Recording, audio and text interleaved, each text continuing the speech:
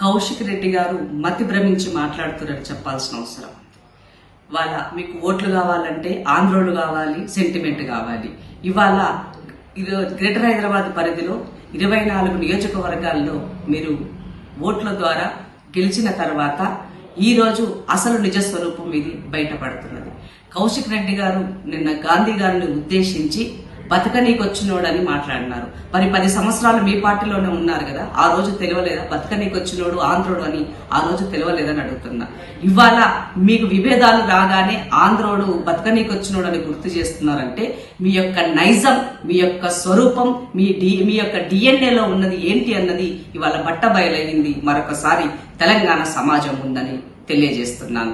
నిజంగానే కేసీఆర్ గారికి చిత్తశుద్ధి ఉంటే ఇదే కేసీఆర్ గారు టీఆర్ఎస్ పార్టీ పెట్టిన అధికారం వచ్చిన కొద్ది రోజుల్లోనే ఆయన ఆంధ్రోళ్ళకి ఇబ్బంది కలిగినట్లయితే, వాళ్ళ కాలి గోటికి ముళ్ళు గుచ్చుకున్నట్లయితే నా పంటితో తీస్తానని చెప్పిన కేసీఆర్ యొక్క వ్యాఖ్యలు మరి బీఆర్ఎస్ పార్టీ పెట్టగానే ఇవాళ అధికారం కోల్పోగానే ఇవాళ కేసీఆర్ గారి యొక్క వ్యాఖ్యలు అక్షరాల కౌశిక్ రెడ్డి నోటి నిండా వచ్చినాయి అని చెప్పాల్సిన అవసరం ఉంది.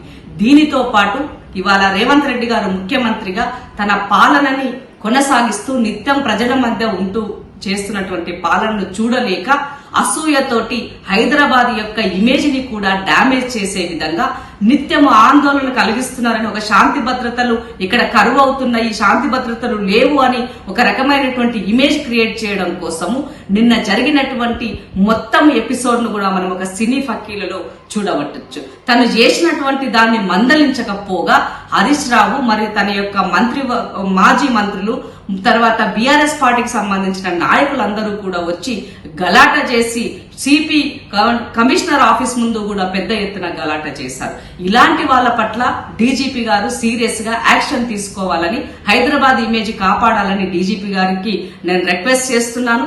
ఇమీడియట్ గా కౌశిక్ రెడ్డి గారి పైన కేసు ఫైల్ చేయాలని చెప్పేసి డిమాండ్ చేస్తున్నాను. కౌశిక్ రెడ్డిని నిన్న చేసినటువంటి అనుచిత వ్యాఖ్యల పట్ల మహిళలని తనదు చిన్నతనంగా చూసినటువంటి కౌశిక్ రెడ్డిని ఇమీడియట్ గా పార్టీ నుంచి సస్పెండ్ చేయాలని చెప్పేసి నేను డిమాండ్ చేస్తున్నాను. ఇది ఈ తెలంగాణ గడ్డ పట్ల, ఈ తెలంగాణ ప్రజల పట్ల, తెలంగాణ మహిళల పట్ల తనకి ఎలాంటి ప్రేమ లేదన్నది మరొకసారి ప్రూవ్ అయ్యింది. ఎందుకంటే కౌశిక్ రెడ్డి ఎన్నడూ తెలంగాణ ఉద్యమంలో లేడు, ఎన్నడూ జై తెలంగాణ అనలేదు. కౌశిక్ రెడ్డి ఆనాడు ఆంధ్రలో పంచన చేరి ఆ మానుకోటలో రాళ్లు విసిరినటువంటి చరిత్ర కౌశిక్ రెడ్డికి ఉన్నది కాబట్టి తెలంగాణ ఆడబిడ్డల పట్ల ఆయనకి గౌరవం లేదని మరోసారి ప్రూవ్ అయిందని ఈ సందర్భంగా గుర్తు చేస్తూ, కౌశిక్ రెడ్డి నీవు నోరు గనక అదుపులో పెట్టుకోకపోతే తెలంగాణ ఆడబిడ్డల ఆగ్రహానికి గురి కావాల్సి వస్తుందని గుర్తు చేస్తున్నాను.